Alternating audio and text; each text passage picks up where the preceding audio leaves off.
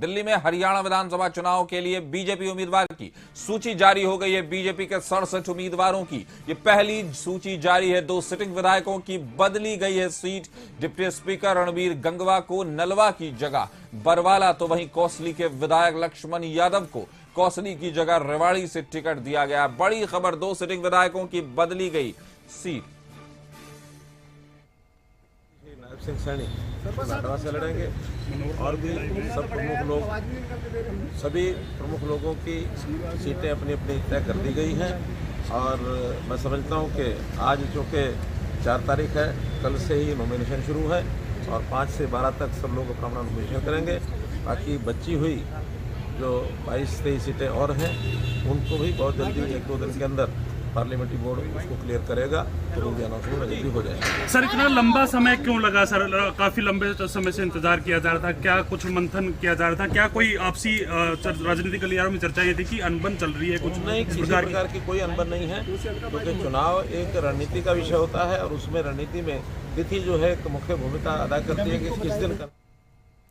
इस खबर पर ज्यादा जानकारी के साथ हमारे सहयोगी अंकित हमारे साथ जुड़ गए। अंकित, बड़ी खबर, हरियाणा में विधानसभा चुनाव के लिए बीजेपी ने 67 सीटों पर उम्मीदवारों की घोषणा जारी कर दी है। बाकी के 22 पर भी होने की बात कही है, क्या कहेंगे आप? बिल्कुल, देखिए, जिस तरीके से भारतीय जनता पार्टी के मुख्यालय में लगातार हरियाणा विधानसभा का चुनाव आ रहा है, उसको लेकर लंबी लंबी मैराथन बैठकें चल रही थी, लेकिन उस मैराथन बैठकों पर आज विराम लग गया।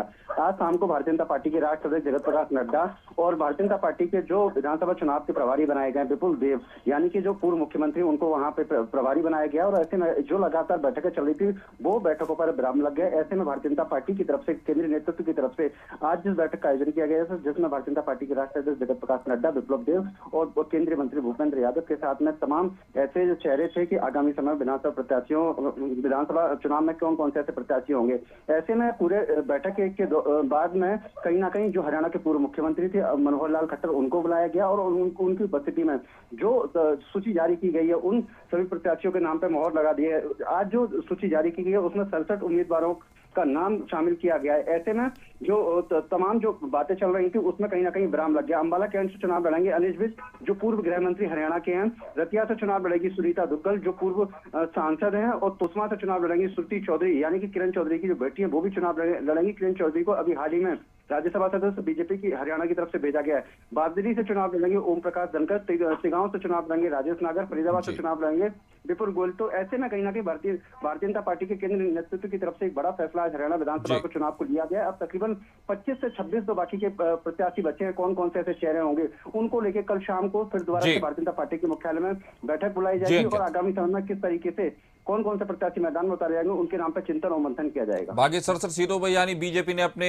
उम्मीदवारों की घोषणा कर दिया हरियाणा चुनाव के लिए, और अब जो सीटें बाकी हैं उनके लिए भी जल्द ही कर देने की बात हुई है। तो बड़ी खबर, हरियाणा में बीजेपी ने अपने 67 उम्मीदवारों के नामों की सूची जारी कर दी। हमारे साथ जुड़ने के लिए अंकित आपका शुक्रिया। खबर पर नजर बनाए रखें।